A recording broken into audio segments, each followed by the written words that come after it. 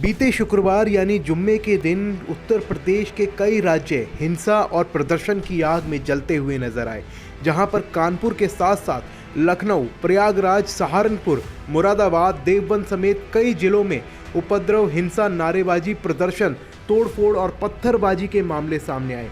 ऐसे में सवाल उठता है कि प्रदर्शन करने वाले लोग आखिर कौन थे, वे क्या करना चाहते थे, आखिर उनका मकसद क्या था। शुक्रवार को हुए हिंसक प्रदर्शन के दौरान प्रयागराज और सहारनपुर में सबसे ज़्यादा बवाल देखा गया। सहारनपुर से जो वीडियो सामने आया है, उनको अगर गौर से देखा जाए तो साजिश के कई सबूत खुद हिंसा की गवाही दे रहे हैं कि उपद्रवी भीड़ में कई लोग सफ़ेद टोपी में दिखाई दे रहे हैं, तो वहीं कई लोग काली नीली टोपी पहने हुए दिखाई दे रहे हैं। स्थानीय लोगों के मुताबिक जुम्मे की नमाज के बाद हुई हिंसा के पीछे कुछ बाहरी लोग हो सकते हैं। स्थानीय लोगों का कहना है कि शुक्रवार को जामा मस्जिद के बाहर कुछ ऐसे लोग दिखाई दिए थे जो यहाँ पहले कभी नज़र ही नहीं आए। इन लोगों ने काला कुर्ता पजामा और नीली टोपी पहनी हुई थी। ये लोग कोल्ड ड्रिंक में शराब मिलाकर पी रहे थे और मस्जिद से भीड़ के बाहर निकलते ही भड़काऊ नारे लगाने लगे। उसके बाद ही हिंसा भड़की। स्थानीय लोगों ने यह भी बताया कि गुरुवार को ही हम सब लोगों को अंदाज़ा हो गया था कि मुस्लिम समुदाय के लोगों की तरफ से कुछ बड़ी प्लानिंग चल रही है, जिसके स्क्रिप्ट हलवाई जान, नक्शा बाजार, लोहिनी सराय, कटपीस वाली गली में लिखी जा रही थी। शुक्रवार को जुम्मे की नमाज से पहले काले कपड़े और नीली टोपी पहने करीब 50 युवक फव्वारा चौक पहुंच गए थे।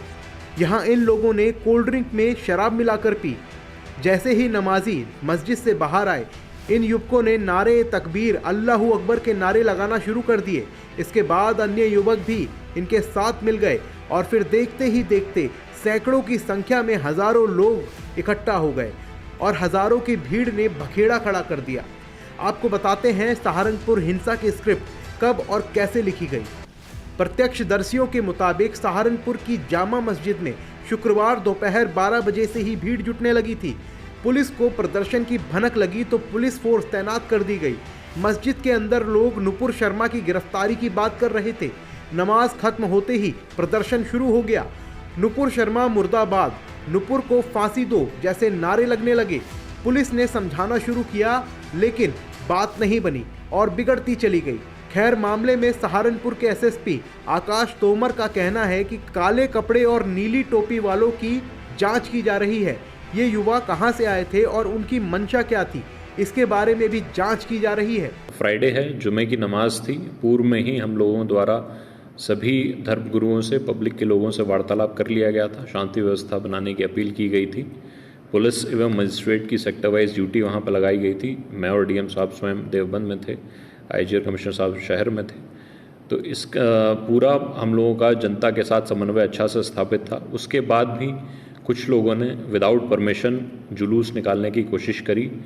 जुलूस निकाला गया उनका, जिनको पुलिस द्वारा समझा बुझा के डिस्पर्स कर दिया गया है, परंतु विदाउट परमिशन जो इन्होंने कानून तोड़ा है और जुलूस निकाला है, इस पर हम लोगों ने मुकदमे लिखे हैं और कुल 45 लोगों की विभिन्न स्थानों से सहारनपुर में गिरफ्तारी हुई है। आगे भी यदि कोई व्यक्ति अपने कानून हाथ में लेने का प्रयास करता है तो सख्ती से हम उनको डील करेंगे। आगे भी गिरफ्तारी हमारी कंटिन्यू हो रही है। खैर, सफ़ेद जालीदार टोपी के बीच ये काली नीली टोपी वाले लोग कौन थे, पुलिस की ओर से जांच की जा रही है।